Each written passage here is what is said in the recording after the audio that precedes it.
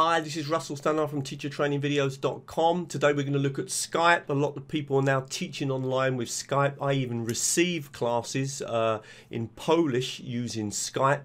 One of the best things about Skype is that you can screen share. That is, you can show your screen to your students so they can see the same picture as you, or you can show them a diagram, or you can show them some information or a table, etc. So it's a great way of teaching because they can see what you've got on the screen of your computer.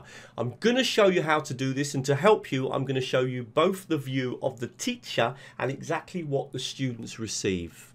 I really hope you like this video. If you do, please comment on it, please share it, please like it, and particularly I'll be interested in any tips that you've got about screen sharing, if you could add them to the comments.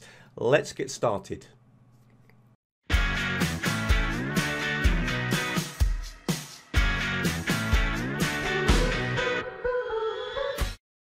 Okay, so I'm going to try and take you through screen sharing. I'll click here on the person that I'm going to call up, which is actually my wife, and I'm going to click on the button here now and call her, and it will take a few seconds. I'm just going to put my earphones on so that I can hear what's going on. Hi Ivona. Hi. Okay, now what can you see at the moment on the screen? I can see you.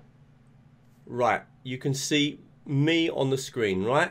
Perfect, yes. Because at the moment I'm looking at you, you're looking at me. Now I'm going to share my screen. So on my screen at the moment is you. So tell me what you see. Now 1 second. So now at this stage I'm phoning my wife. I can see her on my screen because she's, yeah, and she can see me on her screen. Now as soon as I screen share and click on the screen share button, she's going to see what I see. And what do I see is her. So immediately, and this is where it gets confusing, is immediately that you screen share, the other person is suddenly going to see themselves.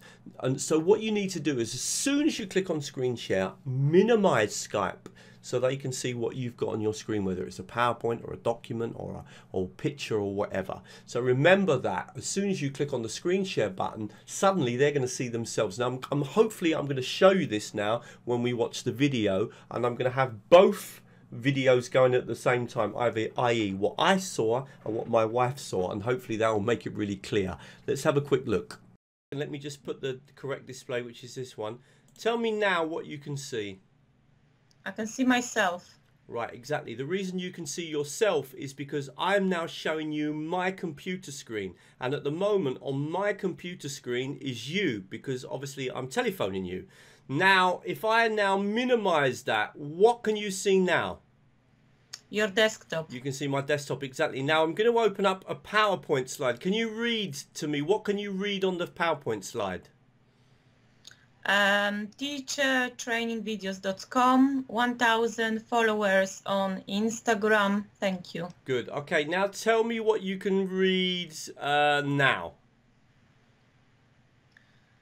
Screen capture everywhere. Okay, that's enough. Okay, brilliant. So now tell me what you can see when I again maximize the screen. Tell me what you can see now.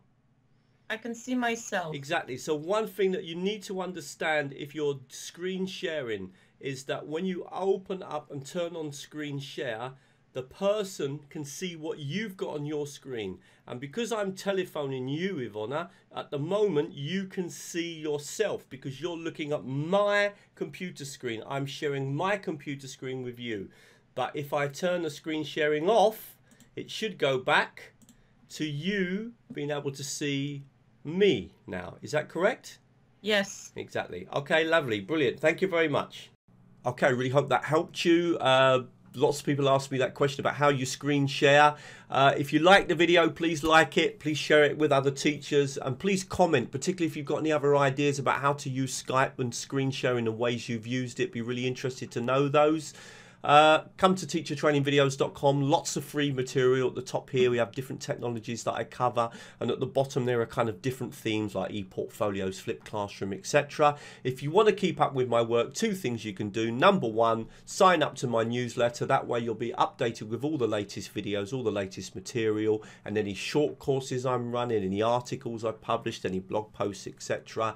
And the other thing you can do is follow me on my YouTube channel. It's really growing. We're up to about 7,000 now, and hopefully it will get bigger. And thank you very much.